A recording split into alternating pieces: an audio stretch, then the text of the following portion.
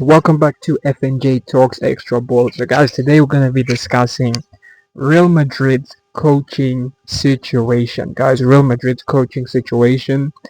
So, you can see here, I saw this quote on Facebook. It said, Luis Enrique can become the first ever to play and manage both El Clasico giants, which is, of course, Real Madrid and Barcelona. So, let's get into it. So, first of all, Luis Enrique said, I'm not sure if this is an official quote, but it probably is. It says, I don't think there's anyone in football history that has played for both Real Madrid and Barcelona and also coached both Real Madrid and Barcelona. I can break a record. I am not going to do it, though. And then he starts laughing. But it's weird, though. How come Enrique has all this love for Barcelona, but he doesn't have any love for Real Madrid? He played for Real Madrid first. Isn't that weird? Very, very strange. That's like saying, which player can I use? Um, that's like saying, which Lucas Vasquez is a legend. Which player can I use? Which player can just a normal Real Madrid player?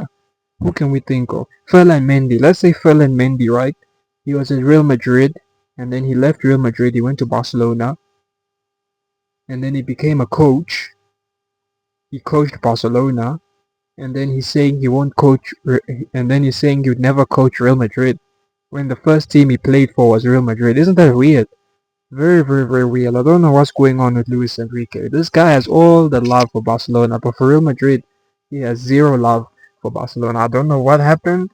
I don't know if it's because I don't know what happened. I'm going to have to study what happened to Luis Enrique at Madrid. Like, did they treat him badly? Because the way this guy has literally no love for Madrid, despite he started at Madrid before he went to Barcelona. It's very weird.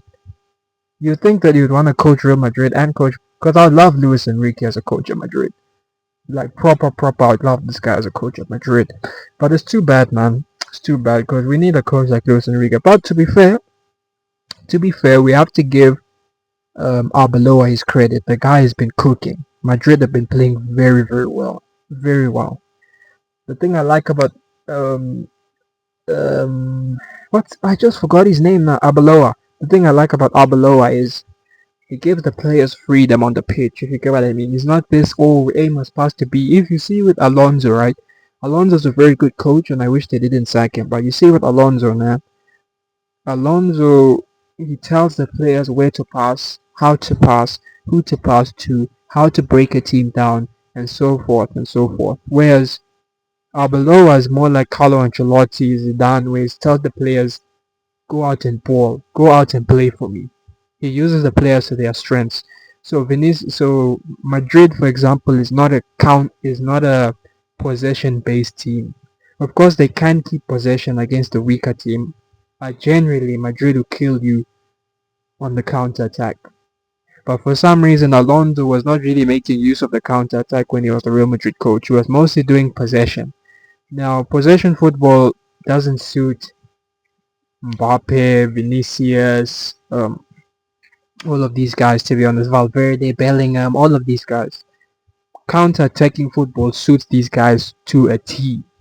So yeah, this is the only thing I'd say about Alonso. Alonso, I don't think people say, oh, he wasn't ready to coach Madrid. Well, was he not ready to coach Madrid? Alonso's a good coach, man. Really, really good coach. I rate Xabi Alonso, and I feel he's gonna go to Liverpool or Man City or one of those teams, and he's going to win a lot of trophies, league titles, Champions League, because that's a very good manager, a very, very good tactician.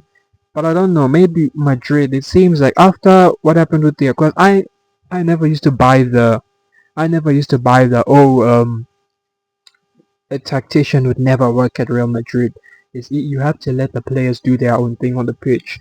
A tactician can never work at Madrid. I never bought that thing, to be honest. But now, after what happened to Alonso, yeah, I'm 100% buying it. And after what I see, what's happening with Arbeloa is having a lot of success in Madrid.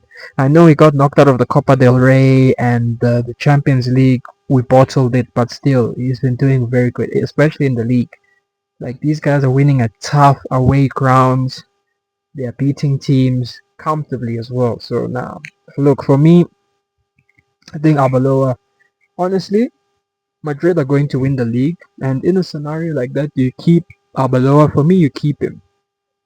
Do Madrid need another coach? I'm hearing Klopp, all of these coaches. To be honest, I think Madrid should just keep Arbeloa. I want Madrid to be successful so that they can keep Arbeloa. Of course, if Madrid win the Champions League, they win La Liga, or they just win La Liga, or they just win the Champions League, one of those, they're gonna keep him. So I really, really hope they do win those trophies and they keep him. Because look, guys, coaching is not that difficult. Just make sure your player, especially at Madrid, just make sure your players are happy and you're good to go. They won't get you fired. Because let's be honest, the players got Alonso fired. The players 100% they got Alonso fired. So yeah, coaching is not that difficult. Just keep your players happy and they won't and they won't get you sacked. It's similar to was it Man United in 2018 when they sacked Mourinho. Let's be honest, the players got Mourinho sacked. The players obviously got Mourinho sacked. So sometimes in these clubs you find that the players get the manager sacked. Because you must wonder what happens to some of these coaches that they leave certain clubs and they go to other clubs and they perform. It's because the players choose, the players decide if they want to get you sacked or not. I'm telling you, I'm telling you, I'm telling you. So I think what happened with Alonso was the players got him sacked.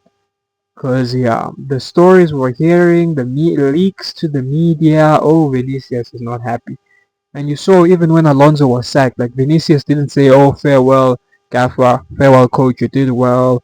I enjoyed my time." He was the only one that didn't post. Even when he did that stunt in the El Clasico where he was pissed when he got substituted, you saw when he apologized, he didn't even say apologize to the coach. He said the club. He said sorry to the club, the president, the fans, his teammates, but he didn't even once mention Alonso. That's sad, man.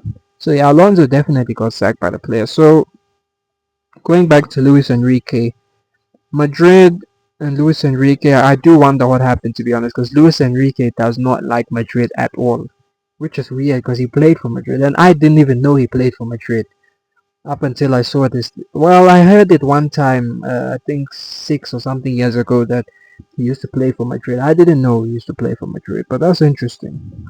That's interesting. But yeah, if he's a Barcelona fanboy, he's a Barcelona fanboy. There's nothing we can do. But yeah, look, going back to Madrid's coaching situation, I really hope they keep Arbeloa. Not because Arbeloa is the best coach in the world, but because it works. In football, it's simple. You just need something that works, a system that works. The thing I like about Arbeloa is he's very, like I said, I'm starting to appreciate managers that just let the players play. Instead of saying aim as part, instead of doing this robotic football.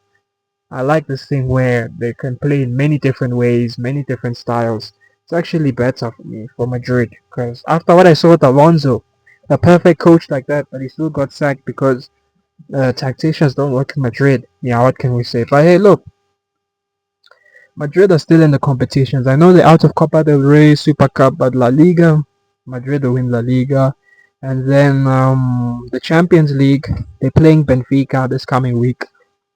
Madrid are going to slap up Benfica, like proper slap up Benfica. This is, you guys are gonna see, this is a different Real Madrid, 100%. This is a different Real Madrid. You guys are going to see. I know the game was just what, few weeks, wasn't it like 4 weeks ago, a month ago, or 3 weeks ago, when they battled against Benfica. Look, Madrid are going to deal with Benfica. 100%. I'm not even worried to the slightest. Can come back to this post if we lose, but I don't think we're gonna lose. We're gonna deal with Benfica. But yeah, look, can Madrid win the Champions League? It's a tough one, man. The thing I don't know is that the I don't know when is Militao coming back. It all depends, in my opinion, on the injuries. If Madrid is able to get the players back before they play at Bayern, Arsenal, PSG, Man City, Liverpool, if they're able to recoup their players before they play those big games, look, a fully fit Madrid team, they can win the Champions League anytime. Anytime, any place, anywhere, any season. The problem with Madrid also why they've been so poor in the last few years is Madrid has had a lot of injuries. Injuries at the end of the day, when you're at your weakest, you can't compare to these teams like Bayern, Arsenal. These guys literally have their full squads. So yeah, let's see how it goes, guys. Like, subscribe, share the video, guys. Luis Enrique, if he comes to Madrid, I'll be happy, man. No lie. Bada boom, bada bam. Cheers.